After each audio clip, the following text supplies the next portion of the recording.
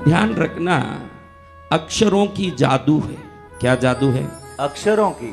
जिसको मुंह में कुछ नहीं घुसता था उसको नारद ऋषि ने कह दिया राम रट। अब देखो, चोर भलो चुप। चोर कैसा भला? चुप। चुप रह के उसका आदत है। ऐसा आदमी क्या मंत्र बोलेगा? दो शब्द, दो अक्षर नहीं घुस रहे हैं उसके मुंह में, राम नहीं घुस रहे हैं। बोलो राम, उसके मुंह में नहीं घुस रहा है। नारद ऋषि बड़े आश्चर्य में पड़ गए, अरे इसके मुंह में राम नहीं घुस रहा है। तो नारद ऋषि ने कहा कोशिश तो कर। इसको जीवन भर एक ही आदत था, डाकू था, मारो काटो पीटो, यही आदत था। तो इसके मन में कोई भी मरता था तो ये खुश होता था, चलो मरा। क्या बोलता? चलो मरा, गटरी तो ले लें ऐसे।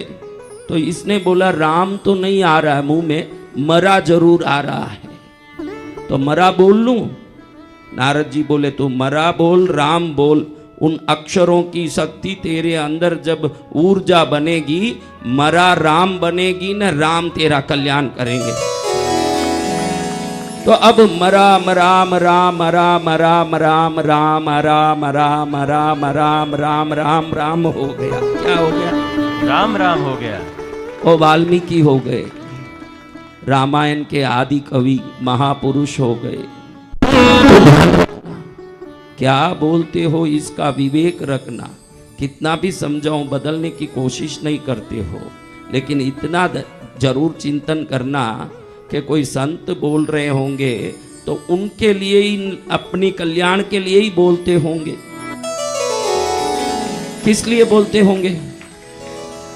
तो जो कल्याण की बात नहीं सुनोगे तो क्या सुनोगे? आपका कल्याण उसी में है, सोच समझ के बोलना। मोती बिखर जाए तो इकट्ठा कर सकते हो, वचनों को कैसे इकट्ठा कर सकते हो? तमिल में तिरुवल्लुवर कहते हैं, नाविनार चुट्टपुन उल्लारुम आराधे, तीनार चुट्टपुन उल्लारुम आराधे नाविनाल चुट्टबड़ू। यानी आग से जलाया हुआ घाव थोड़े दिन में सूख सकता है, जीभ से लगाया हुआ घाव कभी नहीं सूख सकता।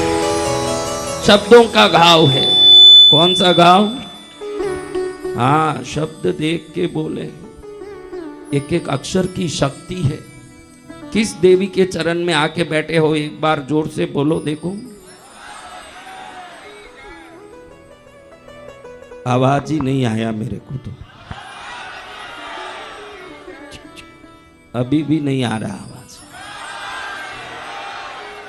देखो मैं आपको आवाज करने का तरीका समझाता हूं। 50 रुपया आपका जेब से लेके कोई भाग रहा है,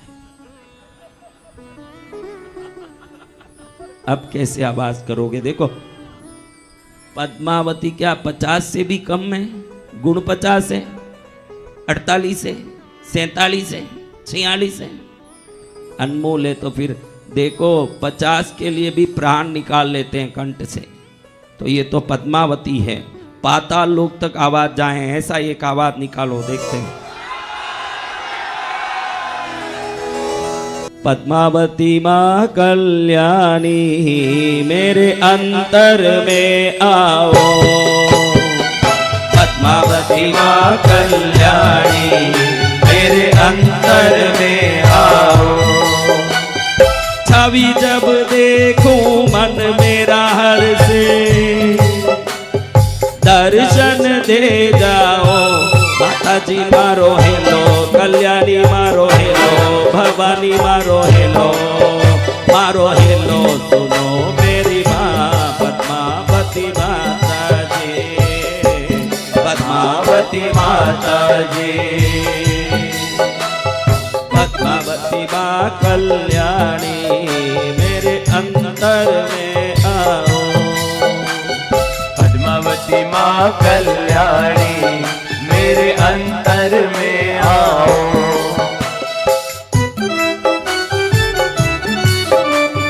देखो कितना भी कोशिश करो, आप 1000 कोशिश करो, पृथ्वी से पशुओं को निकाल सकते हो क्या? नहीं बाबा। हाँ, क्यों? उनका भी इधर रहने का हक है ना? तो यहाँ भी कुछ नालायक आ ही जाते हैं, उनका भी यहाँ रहना हक है। जो ताली नहीं बजाते, जो भक्ति नहीं करते। ऐसे कुछ नालायक इधर भी आते हैं, जैसे भैंसों को ढोरों को धरती से निकाल नहीं सकते, इन नालायकों को भी आने से रोक नहीं सकते। कुछ नालायक आ ही जाते हैं और ज़्यादा नालायक यहाँ आगे ही बैठे हैं, इस तरफ मुंह के सामने ही आके बैठ गए सब नालायक। हाथ नहीं उठते इन नालायकों। देखो, ईश्वर के घर में हाथ उठाना यानी उसका अर्थ है हम उनके लिए पूरी तरह समर्पित हो जाना। द्रौपदी लाख कृष्ण कृष्ण कर रही थी, शब्द से भगवान नहीं आए, जब हाथ खड़ा हो गया प्रभु को चीर देना पड़ा और प्रकट हो गए। बोलिए सतगुरु भगवान की। हाँ, इन हाथों के ऊपर होना, उनके प्रति हम पूर्ण समर्पित हैं, इसका प्रतीक है ये हाथ ऊपर हो जाते हैं। ऐसी पद्मावती के चरण में बैठे हैं। क्या नाम तुम लोगों ने अब तो अच्छे से बोला, जब 50 का उदाहरण दिया फिर गला खुला, लगा कि भाई 50 तो है ही है पद्मावती।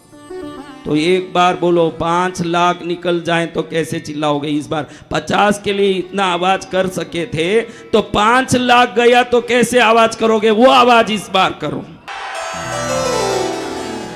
चलो ये आवाज अच्छा है, लेकिन अगर भगवती कृपा कर दी और 50 करोड़ आ गया और वो निकलता दिख रहा तो कैसे आवाज करोगे, वैसे आवाज करो।